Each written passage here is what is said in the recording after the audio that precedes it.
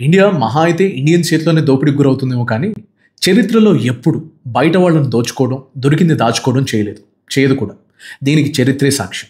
For example 1971లో పాకిస్తాన్తో యుద్ధం గెలిచి బంగ్లాదేశ్కి విముక్తి కల్పించి వాళ్ళ దేశాన్ని వాళ్ళకి అప్పగించేసాం, ఒక్క క్షణం కూడా ఆలోచన లేకుండా. అది మన క్యారెక్టర్.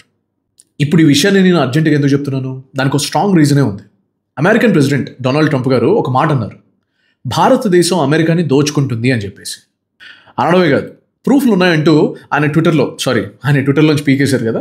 ఆయన own social media platform truth సోషల్లో పోస్ట్ చేస్తే దాన్ని JD Vance, who happens to be the vice president of America, ఆయన ట్విట్టర్లో షేర్ చేశారు.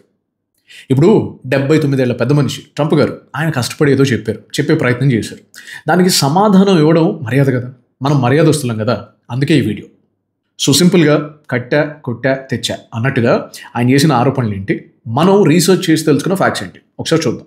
ఆరోపణ నెంబర్ 1, ఇండియా మా మీద విపరీతంగా టారిఫ్లు వేస్తుంది, అందుకే అమెరికన్ బిజినెస్లు ఇండియాలో ఏమీ అమ్మలేకపోతున్నాయి అని చెప్పేసి. ఇప్పుడు టారిఫ్ అంటే ఏంటో సింపుల్గా చెప్తా.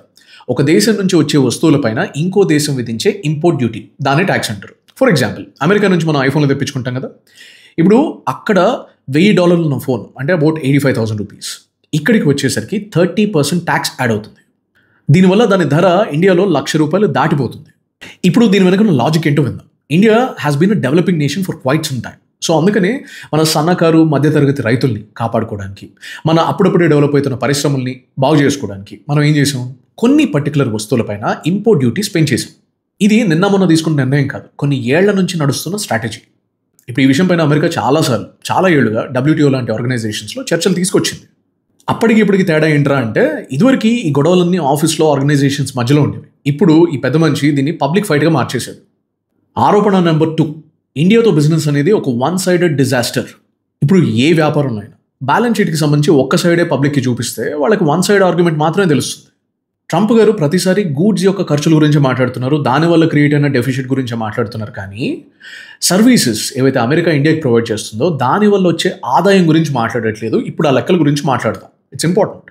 పాయింట్ నెంబర్ 1, ఇండియన్ స్టూడెంట్స్ ప్రతి ఏడాది అమెరికాలో చదువుకోవడానికి దాదాపు $25 బిలియన్ ఖర్చు పెడుతున్నారు. ఇది అమెరికాకి డైరెక్ట్గా ఆదాయమే కదా. పాయింట్ నెంబర్ 2, మనం భారతదేశంలో ప్రతిరోజు వాడే అమెరికన్ సర్వీసెస్ అవ్వచ్చు, టెక్నాలజీ అవ్వచ్చు, ఐపీస్ అవ్వచ్చు, డిజిటల్ ప్రోడక్ట్స్ అవ్వచ్చు, వీటన్నిటికీ కలిపి స్థూలంగా ప్రతి ఏడాది మనం స్పెండ్ చేసే అమౌంట్ దాదాపు $80-85 బిలియన్. ఇది కూడా అమెరికాకి ఆదాయమా కాదా? ఈ లెక్క మొత్తం చూస్తే కథ రివర్స్ అయిపోద్ది. ఎందుకంటే ప్రతి ఏడాది వాళ్ళకే మనతో $35-40 బిలియన్ ట్రేడ్ సర్ప్లస్ ఉంది. ఇప్పుడు ట్రేడ్ సర్ప్లస్ అంటే ఏంటో చూద్దాం. మనం భారతదేశం నుంచి అమెరికాకి కొన్ని గూడ్స్ పంపించడం వల్ల సంపాదించిన సొమ్ము కన్నా అమెరికాకి మనం ఇచ్చే డబ్బులు ఎక్కువ ఉండడం. సో ఇప్పుడు చెప్పండి, ఇది వన్ సైడ్ డిజాస్టర్ ఎలా అవుతుంది?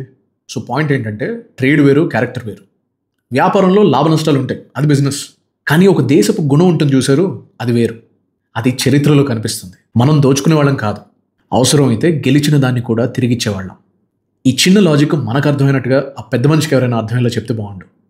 ఇప్పుడు మీరు చెప్పండి, నేనేమైనా పాయింట్స్ మిస్ అయ్యానా, లేకపోతే ఓవర్లుక్ చేశానా? మీకు ఇంకేమైనా బెటర్ పాయింట్స్ తెలుసా? Let me know in the comments below. Cheers. Have a fantastic day ahead.